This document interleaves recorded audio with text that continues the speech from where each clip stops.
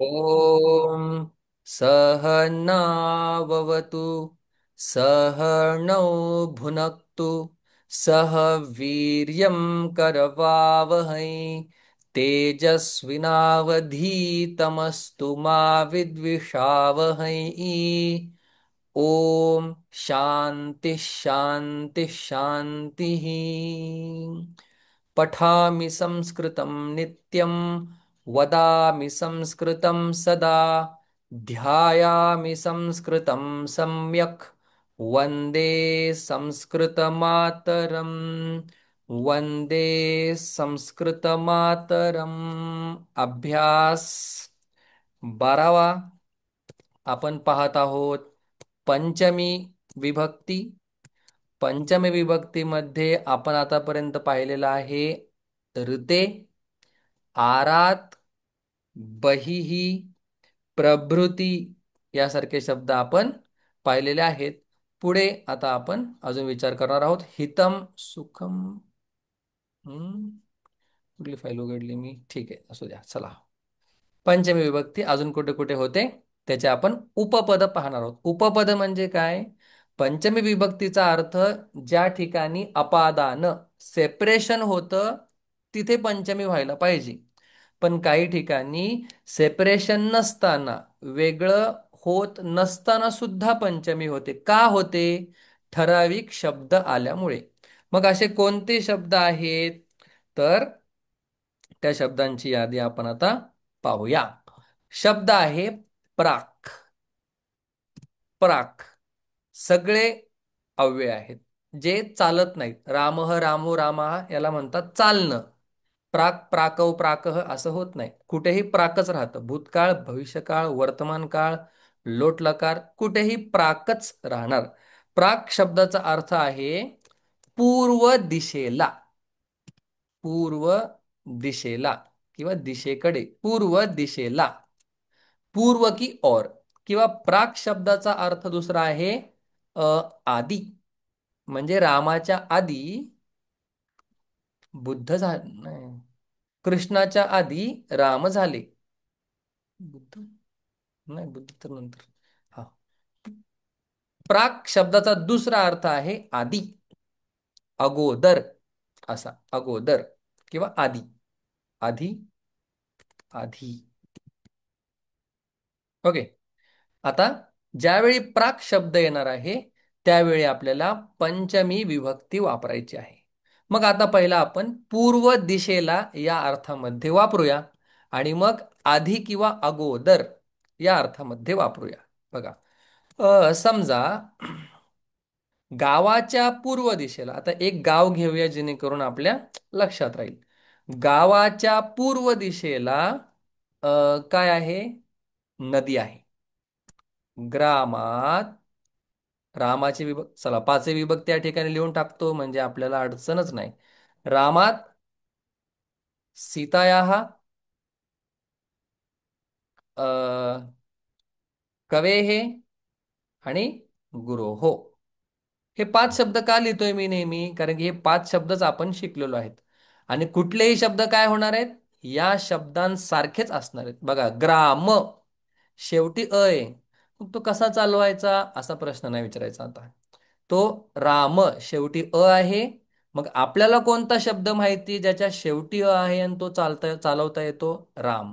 मग रामात, ग्रामात प्राक म्हणजे गावाच्या पूर्व दिशेला नदी, दीर्घ इकारांत शब्द आहे, स्त्रीलिंग, पण समजून घेऊया। नदी प्रवहती, वाहते। गावाच्या पूर्व दिशेला नदी वाहते। सोपं वाक्य। अजून एक वाक्य आपण बनवूया, दोन दोनच, कारण की बरंच काही शिकायचं आहे। अ, आता एक स्त्रीलिंग शब्द घेऊया आपण। स्त्रीलिंग शब्द माला। नौका, नौका घेऊया, नौका। नौकायाः, हे याः कुठून आलं? ही झाली सीताची, सीतायाः पंचमी। नौकायाः म्हणजे नौकेच्या पूर्व दिशेला। नौकायाः प्राक काय आहे? समुद्रतटः भवति. समुद्रतटः बीच. अस्ति भवति एकसारखेच. सोपं वाक्य बनवलं बघा. नौकायाः प्राक् समुद्रतटः अस्ति. नौकेच्या पूर्व दिशेला काय आहे? समुद्रतट आहे. मग हे दोन वाक्य बनवले. असे आपल्याला प्रत्येकी दोन बनवायचे. जास्त नाही, दोनच बनवा, पण समजून बनवा. काय समजून बनवायचे? प्राक आलं की पंचमी विभक्ती होणार. कोणाची होणार? हा प्राक शब्द ज्याला लागलाय नौकेच्या पूर्वेला, मग हा पूर्व शब्द कोणाला लागला? नौकेला, म्हणून झाली नौका शब्दाची पंचमी. पूर्व. आता प्राक याच शब्दाचा दुसरा अर्थ काय सांगितलाय आपण? आधी किंवा अगोदर. पूर्व. प्राक म्हणजे पूर्व सुद्धा म्हणू शकतो. पूर्वी असं पण म्हणू शकता. आधी ठीक आहे, ठीक आहे. आपण असं म्हणूया, नगरात आधी, नगरात प्राक म्हणजे शहर होण्याच्या पूर्वी. नगरात पूर्वम ग्रामः आसी अस्ति. अस्तीच म्हणूया. नगराच्या पूर्वी गाव आहे. नगराच्या आधी गाव होतं. हे शिकून घ्या चला. आसीत भूतकाळ आहे अस्तीचा. अस्ति म्हणजे काय? आहे. आसीत म्हणजे होता. दोन चार वाक्य सांगतो आसीत डोक्यात घुसण्यासाठी. रामः त्रेतायुगे आसीत. कृष्णः द्वापारयुगे आसीत. धृतराष्ट्रः कुरुक्षेत्रे आसीत. कृष्णः महाभारते आसीत. होता, होता. अजून पण आहेत, पण एक सांगितलं त्यावेळी तो अवतार होता. ठीक आहे. अहम नको, अहम नको. बालकः गृहे आसीत. मुलगा घरामध्ये होता. मग बघा, गावा नगराच्या पूर्वी काय होतं? गाव होतं.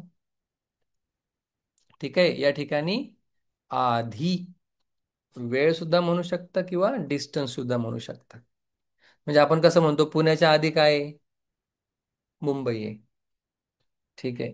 किंवा तुम्ही जर साताऱ्यावरून मुंबईला जात असाल तर काय म्हणणार? मुंबई, मुंबईच्या आधी पुणे आहे. बरोबर.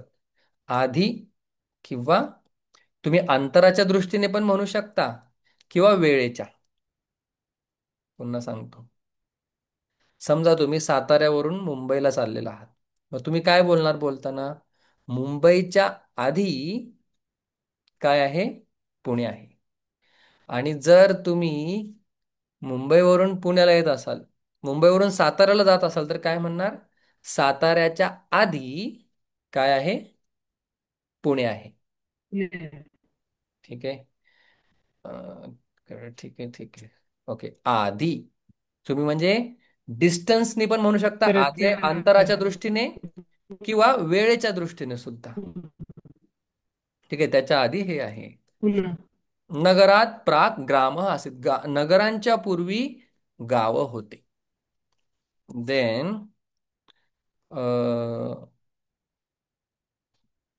प्रलयात प्राक, नाही, प्रलयाच्या आधी. ओके. प्रलयात प्राक म्हणजे प्रलय होण्याच्या पूर्वी अति. आता डोक्यात आलं ते वाक्य लिहितोय बरं का, असं काय ठरवलेलं नसतं. अति वृष्टी ही अभवत. आता हे काही डिस्टन्स नाही सांगत आहे तुम्हाला की प्रलयाच्या आधी हे झालं. हे तुम्हाला वेळ सांगते. थोडंसं अजून क्लिअर करूया. इथे पण वेळ सांगितलेलं आहे. ह्या दोन्ही ठिकाणी आधी शब्द कधी वापरतो आपण? एक डिस्टन्सच्या ह्याच्यामध्ये वापरतो की हे आधी आहे आणि ते नंतर आहे. आणि एक आधी कधी आपण वापरतो?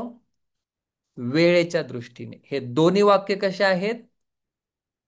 वेळेच्या दृष्टीने. प्रलय आणि अतिवृष्टीमध्ये काय अंतर आहे का? नाही. नगर आणि गावात काय अंतर आहे का? नाही. पण वेळेत अंतर आहे. आधी नगर होतं, आधी गाव होतं नगराच्या पूर्वी. आता आपण अंतर कसं काय डोक्यात आलं माझ्या काय माहित.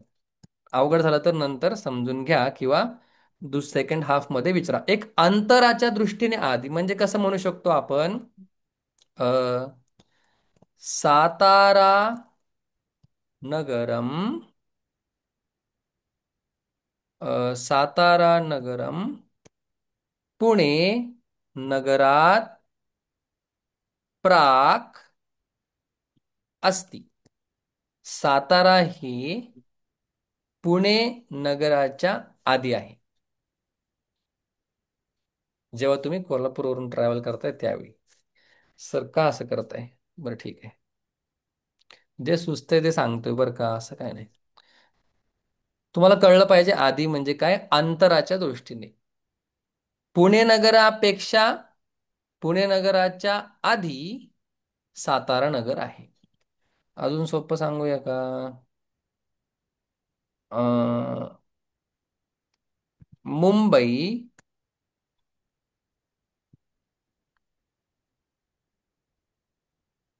मुंबई नगरात प्राक. तुमचा आवाज येत नाही. मुंबई नगरात प्राक, मुंबईच्या आधी काय आहे? पुणे नगरम असते. तुमचा आवाज नाही आला. आता हे काय सांगते? तुम्ही ज्यावेळी गावांची नाव समजलं सर, असं म्हटलं. जेव्हा तुम्ही गावांची नावं सांगताय तुम्ही अंतर सांगताय. पण जेव्हा तुम्ही पाऊस, प्रलय ह्या गोष्टी सांगताय तुम्ही वेळ सांगताय. जसं कृष्णाच्या आधी राम होते. मग काय हे कृष्ण आणि रामात काय अंतर सांगताय का तुम्ही? नाही. कृष्णाचं कृष्ण द्वापार युगात, राम त्रेतायुगात. तुम्ही युगातलं अंतर सांगताय म्हणजे वेळेच्या दृष्टीने आधी सांगताय, कधी अंतराच्या दृष्टीने आधी सांगताय. हे जर नसेल कळलं तर ज्या ठिकाणी प्राक किंवा तुम्हाला आधी लावायचंय तिथं पंचमी विभक्ती करून टाका. ठीक आहे. नसेल कळलं तर नसेल कळलं, कळून घ्यायचं असेल एकदा विचारा. तरी नाही कळलं तर ज्या ज्या ठिकाणी आधी येईल, ठीक आहे, तर त्या ठिकाणी पंचमी विभक्ती करा. प्राक शब्दाचे दोन अर्थ आहेत. एक म्हणजे पूर्व दिशेला आणि दुसरा म्हणजे आधी, पहले हिंदीमध्ये. मराठीमध्ये पूर्वी. गावा नगराच्या पूर्वी गाव होतं, खेडं होतं, है ना. कृष्णाच्या पूर्वी राम होता. रामाच्या पूर्वी परशुराम होता. परशुरामाच्या पूर्वी नरसिंह होते. चालू द्या. वामन होते. वराह, कूर्म, मत्स्य आणि मग बुद्ध. परशुराम, बुद्ध आणि आता कल्की येणार. लवकर ये बाबा. सर या प्रागच्या आधी हा शब्द येईल तेव्हा भूतकाळ होईल ना, मग तो होता म्हटल्यानंतर. वेळ सांगत आणि असाल तर भूतकाळ, हा, है ना. आणि तो दुसरा शब्द वापरला तर आता बघा तुम्ही आत्ता असणारी गोष्ट सांगताय का? सोपं लक्षात घ्या. तुम्ही हा आत्ता असणं, जसं मुंबईच्या आधी पुणे आत्ता आहे का? हाय. आहे ना. आहे म्हणून असती. हम्म. ठीक आहे. आणि नगराच्या आधी गाव आत्ता आहे का? नाही. हम्म. कारण की गावाचं नगर झालंय. हम्म. म्हणजे जर आत्ता ते असेल वर्तमान काळात, आत्ता वर्तमानात ते असेल तर वर्तमान काळ वापरा. आधी झालेला असेल तर भूतकाळ वापरा. हम्म. ठीक आहे. जसं जाऊ द्या. कळालंय तुम्हाला. जर आत्ता ती गोष्ट असेल तर काय करा तुम्ही? वर्तमान काळ. वर्तमान काळ वापरा. प्रत्यक, आता पुढे जातोय आपण. प्रत्यक शब्दाचा अर्थ आहे पश्चिम दिशेला. आता काय हे शब्द सहसा आपल्याला पाहायला भेटत नाहीत, पण कुठेतरी हे महत्वाच्या ग्रंथात आलेले असणार आहेत म्हणून ते आपल्याला सांगतायत. पश्चिम दिशेला म्हणजे जसं प्राक पूर्व दिशेला, तसं प्रत्यक पश्चिम दिशेला. प्रत्यक शब्दाचा एक दुसरा अर्थ पण नको, जाऊ द्या. महत्वाचा अर्थ आहे म्हणजे आत्मा, आत येतो आत. प्रत्यक आत.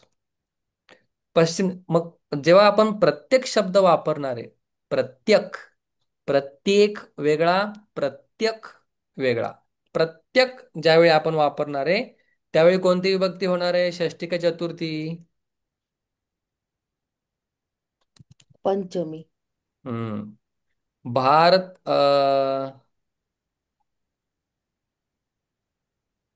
नाही. महाराष्ट्रात प्राक.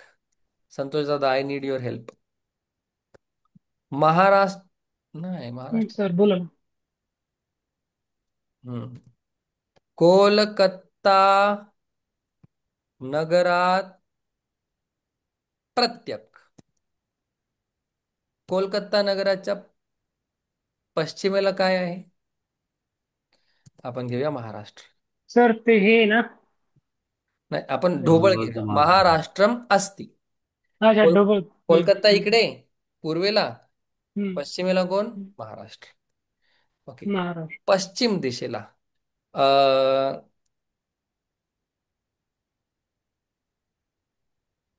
हम्म, सूर्य नगरात. पश्चिमेला मावळतो. तेच लिहितोय मी.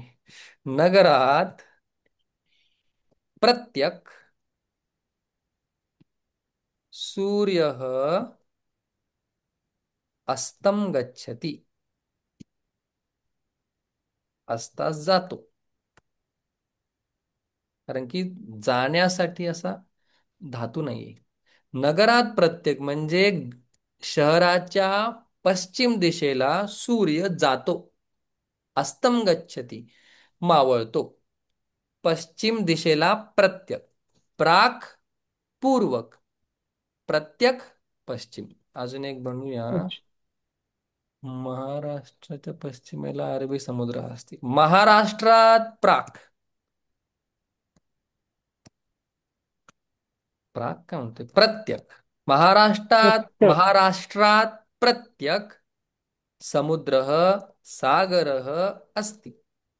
जर स्पेसिफिकली लिहायचं असेल, अरबी सागर, अरब, अरब सागर, अरबी सागर अस्ति महाराष्ट्राच्या.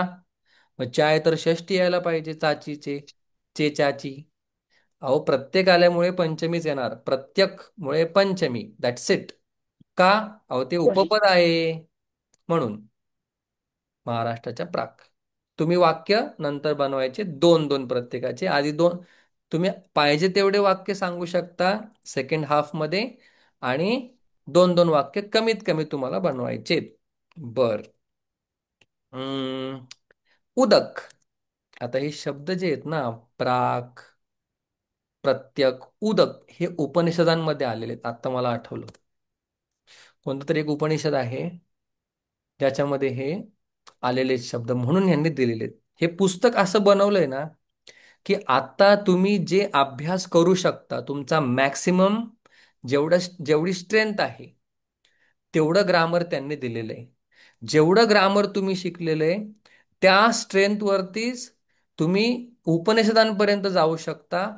त्यातले शब्द डोक्यात ठेवून इथे शब्द दिलेले आहेत.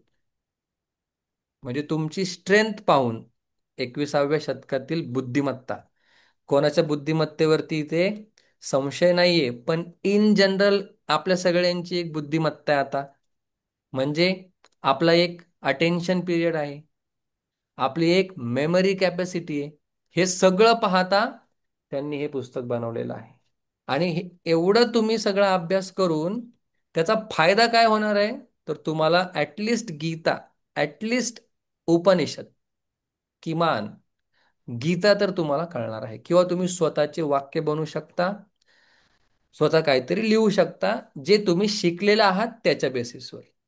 ओके. आणि मॅनेजेबल आहे, तेवढ्यात तुम्ही बोलू शकता, शिकवू शकता, तेवढं तुमच्याकडे मटेरियल येऊन जातं की तुम्ही शिकवाल. बर, आपण कुठे होतो? प्रत्यक. उदक. हा, छांदोग्य नावाच्या उपनिषदामध्ये बघा, हे एक माणूस असतो, त्याच्या डोळ्याला पट्टी बांधली जाते आणि त्याला जंगलात जाऊन सोडतात. त्या डोळ्यावरती पट्टी असते, हात बांधलेले असतात. उपनिषद कसं आपल्याला ज्ञान सांगतं, आणि मग अ त्याला कोणतरी माणूस सापडतो. थोडं क्लिअर आठवत नाही, 4 5 7 वर्षापूर्वी अभ्यास केलेला. तर त्याला एक माणूस भेटतो आणि तो म्हणतो की माझे हात आणि डोळे खोला. माणूस ते डोळे खोलतात आणि तो त्याला विचारतो की मी अशा अशा ठिकाणातून आलेलो आहे, मग मला माझ्या घरी परत जायचंय. मग तो जो माणूस असतो तो बरोबर त्याला सांगतो कसं जायचं. म्हणजे तिथं सिद्धांत असा सांगायचा आहे की अज्ञानरूपी पट्टी आहे आणि देहरूपी जंगलामध्ये आपण आलेलो आहे. इंद्रियांनी आपल्याला आणून किंवा वासनांनी आपल्याला आणून या शरीरात टाकलेलं आहे. मग जर तुम्हाला तुम्हाला स्वतःच्या घरात परत जायचा असेल तर तुम्हाला गुरु पाहिजे. त्या ठिकाणी खूपच महत्वाचं वाक्य आहे बरं का. ज्याला गुरु आहे तोच जाणू शकतो. जसं तो माणूस, त्याला जो रस्ता सांगणार आहे त्या रस्ता सांगणाऱ्यामुळेच तो घरी जाऊ शकतो, तसं आपण सुद्धा आपल्या निज घरी आपल्या स्वरूपामध्ये गुरु असल्याशिवाय जाऊ शकत नाही. त्या ठिकाणी हे उदक, प्राक हे सगळे शब्द येतात. ठीक आहे. छांदोग्य नावाच्या उपनिषदामध्ये 6व्या 7व्या 8व्या खंडामध्ये येतात ते. उदक शब्दाचा अर्थ उत्तर की ओर, म्हणजे उत्तर दिशेला. उत्तर दिशेला. बर. आता कशाच्या उत्तर दिशेला काय आहे? तमिळनाडू. हो. तर तमिळनाडूच्या उत्तरेला काय आहे? तमिळ किंवा गोव्याच्या उत्तरेला महाराष्ट्र आहे. Goa, if I am not wrong, Goa राज्यात उदक, महाराष्ट्र हा असती. गोव्याच्या वरच येतो ना आपण. महाराष्ट्र हा असती. ठीक आहे. देन तमिळनाडू हो,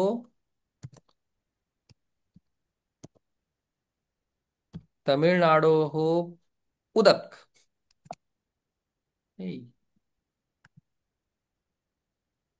तमिळनाडो हो नाडुहु गुरुहु गुरोहो नाडोहो तमिळनाडो हम्म. हो उदक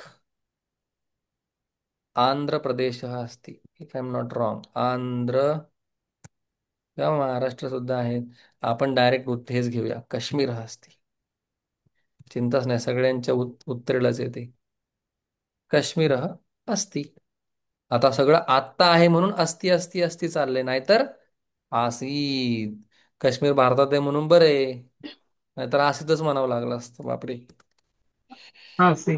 दक्षिणा. दक्षिणा शब्दाचा अर्थ तर पण दक्षिणा, अहो दक्षिणा हा शब्द वेगळा आहे या ठिकाणी. दक्षिण दिशेला. दक्षिण दिशेला. दिशेला. ओके. भारतस्य, आता डायरेक्ट भारतच घेऊया. भारतात दक्षिणा. भारतात दक्षिणा किमस्ति? भारतात दक्षिणा हिंदी महासागर, हिंद महासागर, महासागर. भूगोलच चाललंय असं वाटतंय आज. अस्ति. हिंद महासागर हा अस्ति. ठीक आहे. भारताच्या दक्षिणेला हिंद महासागर आहे. अजून राजस्थानच्या दक्षिणेला गुजरात आहे. राज्य राजस्थानात, सगळी पंचमी करतोय. राजस्थानात दक्षिणा. गुजरात अस्ति. गुजरात राज्यम अस्ति असं सुद्धा म्हणू शकता. गुजरात राज्यम अस्ति. अस्ति आहे दक्षिणेला. मग बघा, प्राक पूर्व दिशेला. दुसरा अर्थ आधी. प्रत्यक पश्चिम दिशेला. उदक उत्तर दिशेला. दक्षिणा दक्षिण दिशेला. ओके. आता थोडस वेगात जातो का? तर आपल्याला हे माहिती आहे म्हणून. बघा, आपल्याला माहिती आहे पूर्व दिशा. पूर्व, आतापर्यंत वेगळ्या दिशेंना वेगळी नावं होती. प्राक होतं, है ना, उदक होतं. आता आपल्याला माहित असलेली नावं. पूर्व पूर्व शब्दाचा अर्थ सुद्धा काय होतो?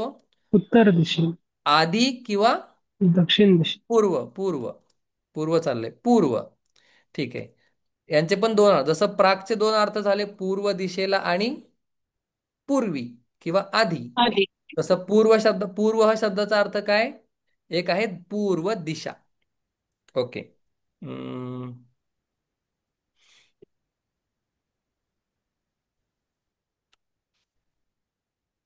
ओके. या ठिकाणी पण सगळीकडे पंचमी येणार आहे. पूर्व देन आपल्याला माहित असलेलं आहे म्हणून थोडासा आपण वेग घेऊया. पश्चिम उत्तर आणि दक्षिण दक्षिण आता एकच वाक्य बनवतो. गावाच्या पूर्व, पश्चिम, उत्तर, दक्षिणेला काय झाडं आहेत. ग्रामात पूर्व, पश्चिम, दक्षिण या सगळ्या दिशांना काय? वृक्षा संती, झाडच झाड आहेत. म्हणजे हे म्हणजे प्राक, प्रत्यक, उदक, दक्षिणा यांच्याबरोबर पंचमी होतेच. पण ज्यावेळी पूर्व, पश्चिम, उत्तर, दक्षिण हे शब्द ज्यावेळी येतात त्यावेळी सुद्धा काय? पंचमी विभक्ती होते. ठीक आहे. प्रत्येकाचं आता याचं उदाहरण देत नाही. सेमच आहे, आपल्याला माहित असलेल्या दिशाच आहेत. बर. अजून कुठे पंचमी होते? एक 5 मिनिटं आहेत, पाहूया आपण. किंवा हे भरपूर झालं असेल? नाही, एवढं नाही. हे तर आपल्याला माहितीच आहे, पूर्व, पश्चिम, उत्तर, दक्षिण, वृक्ष संती. अजून कुठे पंचमी होते? ज्या दक्षिण दक्षिण हा शब्दाचे दोन अर्थ त्यांनी सांगितले आहेत. काही काही ठिकाणी दक्षिण शब्दाचा चतुर अर्थ असा सुद्धा झालेला आहे. ठीक आहे. त्याच्याकडे नका एवढं लक्ष देऊ. यांनी बरेच छोटे छोटे नियम पण सांगितलेले आहेत.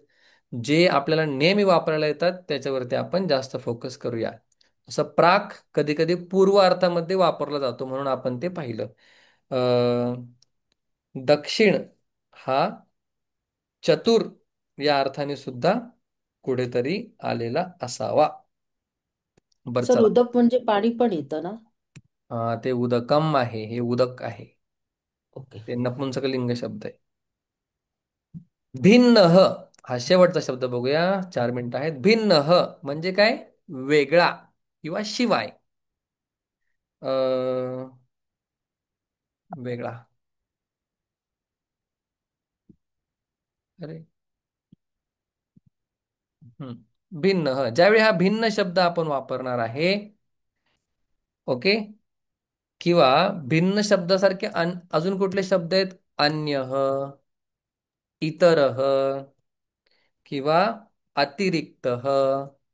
अतिरिक्त सुद्धा मराठी शब्द आहे, अतिरिक्त हे ज्यावेळी भिन्न शब्द किंवा भिन्न अर्थासारखे, त्यावेळी सुद्धा कुठली होणार आहे?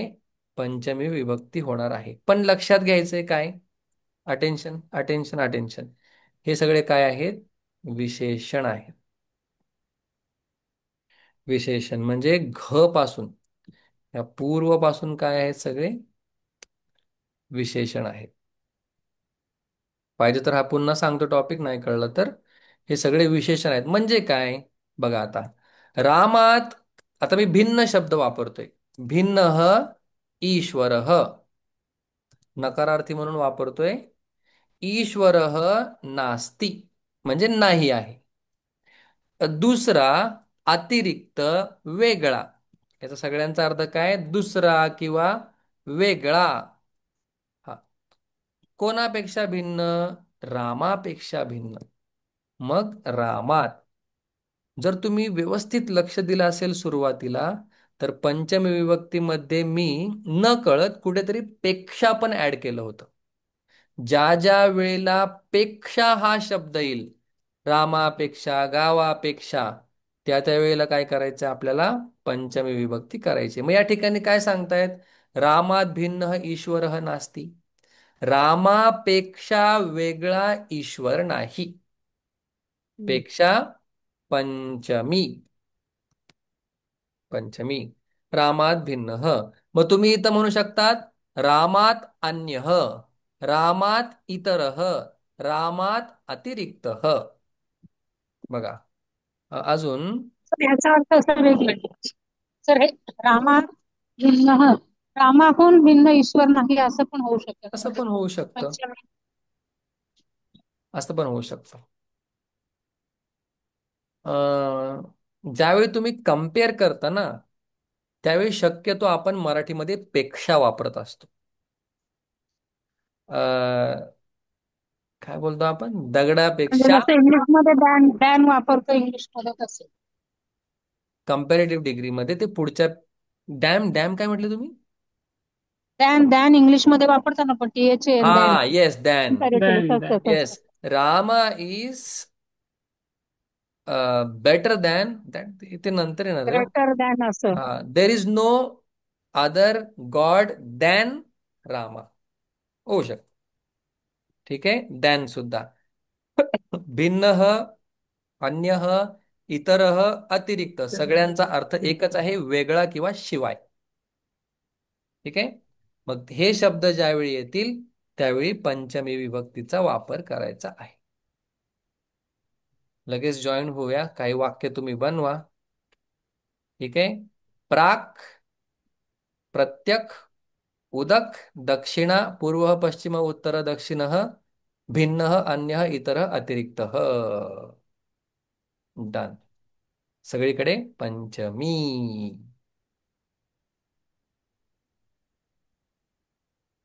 ओके. तर विचार का ते संपणार अ आहे मीटिंग. आला असं आपण काल आरात आरात हे उपपद बघितलं ना. मीटिंग संपणार आहे लगेच.